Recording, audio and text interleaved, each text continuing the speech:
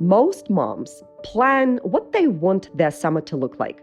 Almost none of them decide what they want it to feel like. And that one gap is why August always arrives with a little ache of regret. So, you have had a few days now with the question I left you with.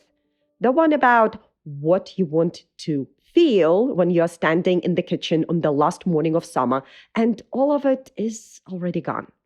And here is what I have learned about that question. Most moms get it wrong the first time they're trying to answer it. Not because they're not thoughtful, but because they answer with what they want to do. We want to go to the beach. We want to see the cousins. We want to finally get to the lake house. This is not what I asked. I did not ask what you want to do. I asked what you want to feel. And the gap between those two things is the entire reason summer slips away from the most intentional, most loving moms I know. Because here is what actually nobody tells you. You can do everything on the list, every outing, every activity, every carefully planned good thing, and still arrive at August feeling like you missed it. Like you were the photographer of your summer instead of a person inside it. Doing is not the same as feeling. And the summer built only around doing will quietly starve you of the thing you actually wanted. So today, I want to give you the one filter that protects the feeling. The single question that will simplify your summer more than any schedule, any system, any color-coded calendar ever could. Here it is.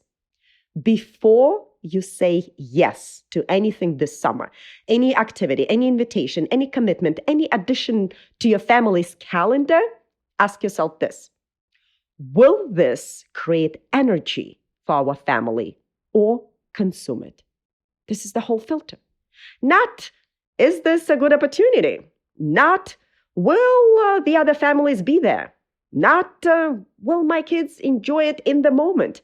Those are all real questions, but they're secondary. The primary question is energy. Because the summer full of good opportunities that collectively drain you is not a good summer. It's an expensive one.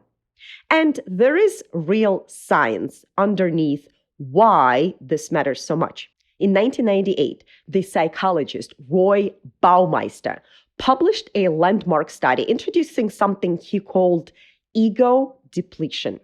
What he found is that your willpower, your capacity to make good decisions, is not infinite. It's a finite resource. And every decision you make draws from that same limited pool. Resisting a snack, refereeing a squabble, deciding what is for lunch, choosing whether to say yes to the thing.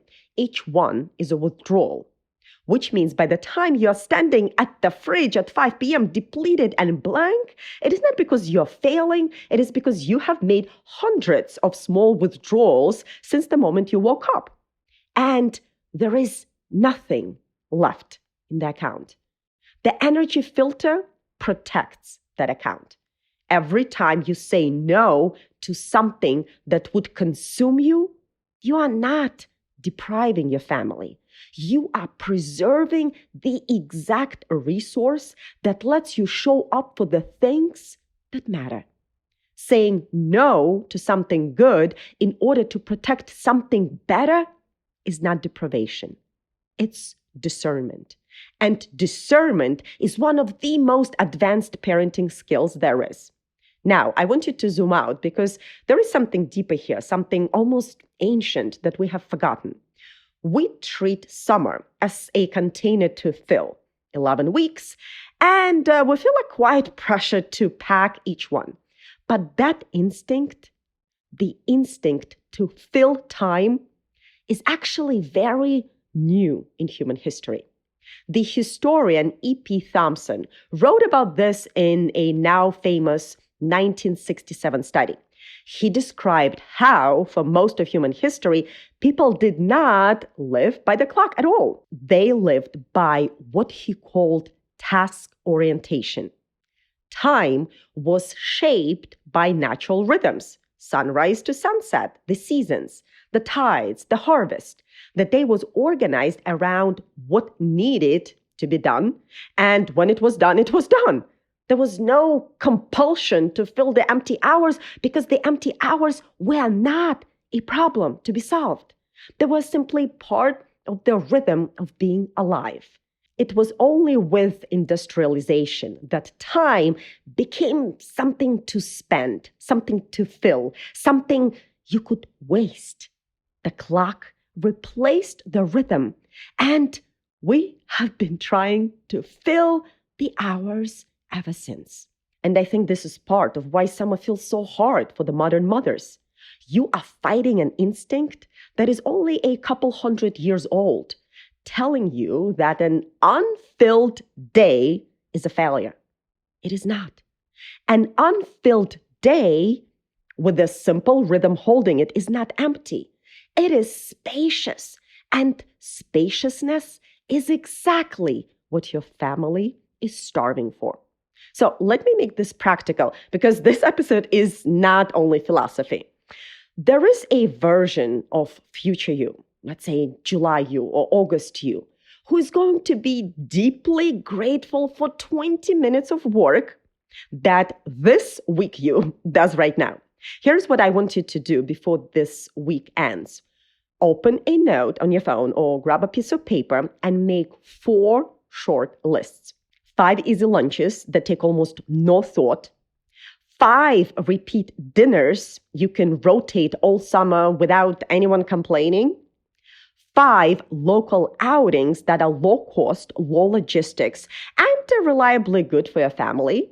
And finally, 10 rainy day activities, things that live in the house, require no setup, and can absorb an unplanned afternoon.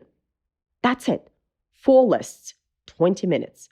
July you will not have to decide what is for lunch.